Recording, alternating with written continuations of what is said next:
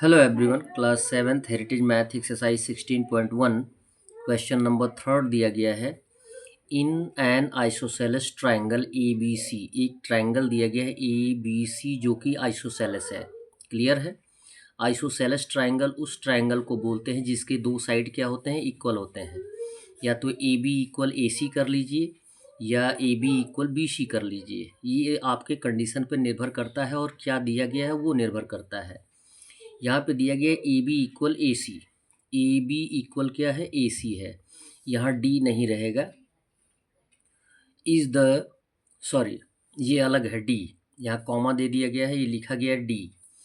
D is the mid point of side B C of triangle A B C. यहाँ पे D जो point दिया गया है वो बी सी का मिड पॉइंट है। मिड पॉइंट मीन्स हो गया B D equal D C हो जाएगा।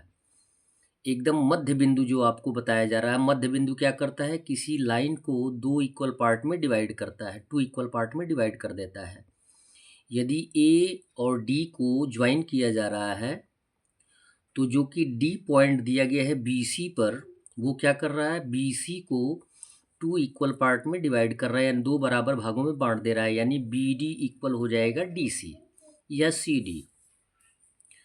Side B C of triangle A B C, so that triangle A B D, आपको शो करना है कि ट्राइंगल ए बी डी, ये ट्राइंगल क्लियर है, किसके इक्वल कांग्रुएंट है, ट्राइंगल ए सी डी के, ए सी डी के कांग्रुएंट है। And is angle B equal angle C, angle B ये एंगल और एंगल सी दोनों इक्वल है। आधार आपको बताया जाता है कि एक आइसोसेलेस ट्राइंगल में दो साइड्स यदि इक्वल होते हैं, यदि ये दोनों साइड एक दूसरे के इक्वल है तो इसका बेस एंगल जो दोनों होता है वो इक्वल होता है।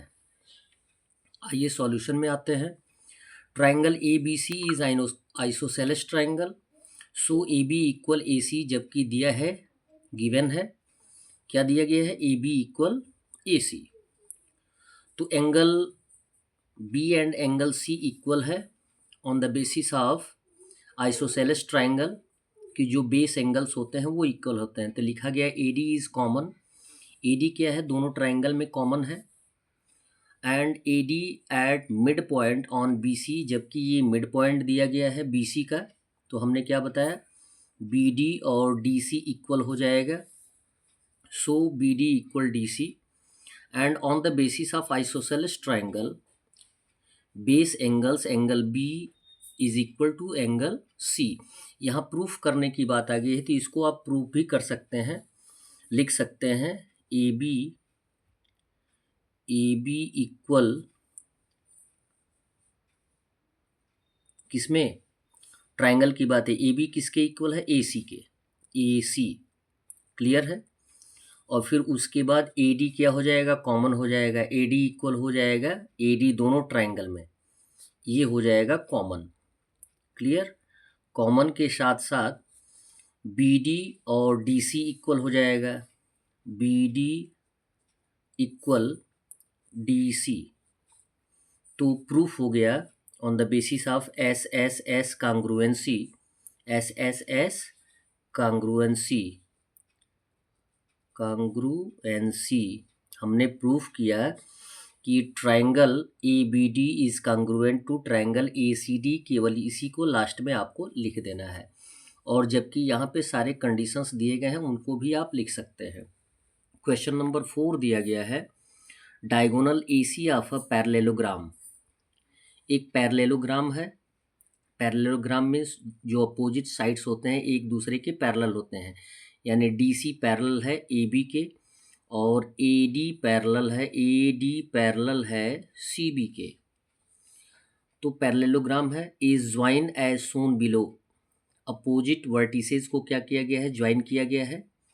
और यदि अपोजिट वर्टिसेस को ज्वाइन करते हैं तो उस लाइन को हम क्या बोलते हैं, डायगोनल बोलते हैं, जिसको हम बोलते हैं हिंदी में विकर्ण। आपको शो करना है that triangle A B C, triangle A B C ये ट्राइंगल, क्लियर है, is congruent to triangle C D A, किसके इक्वल है, कांग्रुएंट है, ट्रायंगल सी डी ए के यानी इस ट्रायंगल के इक्वल है, तो लिखा जाएगा और diagonal divides a parallelogram into two halves. आपको पता होना चाहिए कि किसी भी पैरेललोग्राम का जो डायगोनल होता है वो पैरेललोग्राम को टू इक्वल पार्ट्स में, टू हाफ्स में, दो आधे आधे हिस्सों में, बराबर आधे हिस्सों में बांट देता है। कौन? डायगोनल। क्लियर है? तो हमने लिख दिया। और diagonal divides a parallelogram into two halves. यहाँ एल होना चाहिए हाफ्स, आधा। From parallelogram A B equal D सी।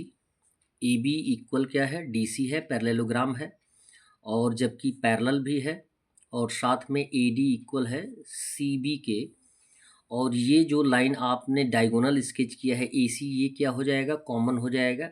हमें प्रूफ करना है, केवल D A equal B C दिया गया है, डी ए इक्वल क्या दिया गया है? बी सी दिया गया है।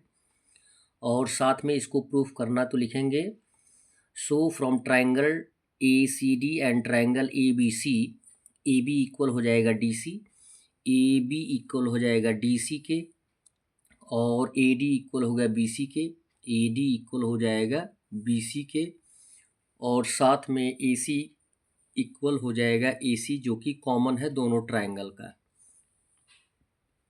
So triangle ABC is congruent to triangle CDA on the congruency of SSS side side side condition के आधार पे ये एक दूसरे के congruent है। That's all. वीडियो को लाइक करें और चैनल को सब्सक्राइब करें। धन्यवाद।